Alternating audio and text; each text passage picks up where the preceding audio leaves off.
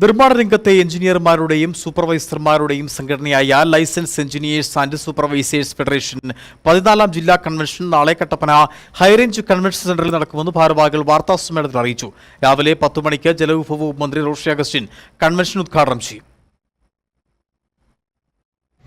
കേരളത്തിലെ നിർമ്മാണ മേഖലയിൽ പ്രവർത്തിക്കുന്ന സാങ്കേതിക വിദഗ്ധരുടെ സംഘടനയാണ്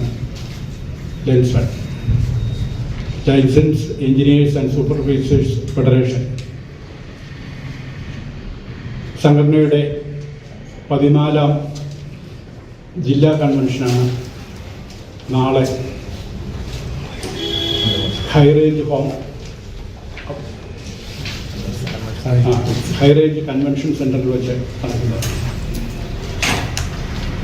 ഈ സമ്മേളനം ബഹുമാനപ്പെട്ട ജലവിഭവ വകുപ്പ് മന്ത്രി ശ്രീ റോഷി അഗസ്റ്റിൻ ഉദ്ഘാടനം ചെയ്യുന്നതും കേരളത്തിൽ പ്രവർത്തിക്കുന്ന സംഘടന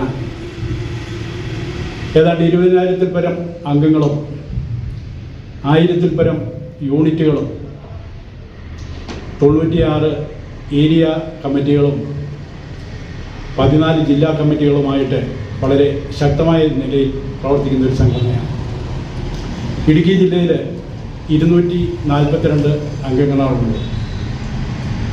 അംഗങ്ങളുടെ ക്ഷേമത്തിനും അഭ്യുന്നതിക്കും ഒക്കെയായിട്ട് വളരെയേറെ ഒട്ടനവധി പ്രവർത്തനങ്ങളുമായിട്ട് മുന്നോട്ട് പോകുന്നു.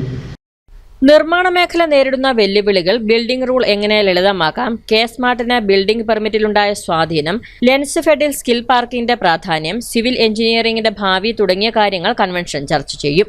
ജില്ലയിലെ 200 എഞ്ചിനീയർമാർ കൺവെൻഷനിൽ പങ്കെടുക്കും. രാവിലെ 10:30 ജലവിഭവ വകുപ്പ് മന്ത്രി റോഷി അഗസ്റ്റിൻ കൺവെൻഷൻ ഉദ്ഘാടനം ചെയ്യും. ലെൻസ് ഫെഡ് ജില്ലാ പ്രസിഡന്റ് PN ശശികുമാർ അധ്യക്ഷത വഹിക്കും.